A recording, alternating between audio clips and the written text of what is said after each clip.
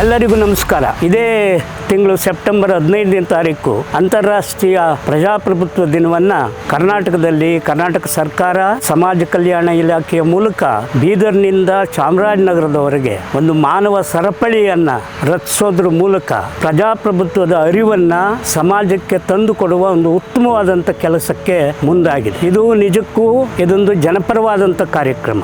ಒಂದು ಸಮಾನತೆಯ ಸಾಮ್ರಾಜ್ಯವನ್ನು ಸಮಾಜವನ್ನು ಕಟ್ಟೋದ್ರತ್ತ ಅಂತಾರಾಷ್ಟ್ರೀಯ ಪ್ರಜಾಪ್ರಭುತ್ವದ ದಿನದ ಅಂಗವಾಗಿ ಸೆಪ್ಟೆಂಬರ್ 15ನೇ ತಾರೀಕು ಬೀದರ್ನಿಂದ ಚಾಮರಾಜನಗರದವರೆಗೂ ಸುಮಾರು 50 ಲಕ್ಷ ಜನರು ಮಾನವ ಸರಪಳಿಯನ್ನು ರಚಿಸೋದ್ರ ಮೂಲಕ ಪ್ರಜಾಪ್ರಭುತ್ವದ ಹಕ್ಕುಗಳೇನು, ಅದರ ಬಾಧ್ಯತೆಗಳೇನು, ಜವಾಬ್ದಾರಿಗಳೇನು ಅಂತ ಅರ್ಥಕೊಂಡು ಜನ ತಮ್ಮ ಬದುಕನ್ನು ಸುಂದರವಾಗಿ ಸರ್ವ ಜನಾಂಗದ ಶಾಂತಿಯ ತೋಟದ ಪರಿಕಲ್ಪನೆಯಲ್ಲಿ ಒಂದು ನವ ಸಮಾಜವನ್ನು ಕಟ್ಟೋದರ್ಥ ಹೋಗೋಕ್ಕೆ ಇದೊಂದು ಭಾಳ ಪ್ರಮುಖವಾದಂಥ ಕಾರ್ಯ ಆಗಿದೆ.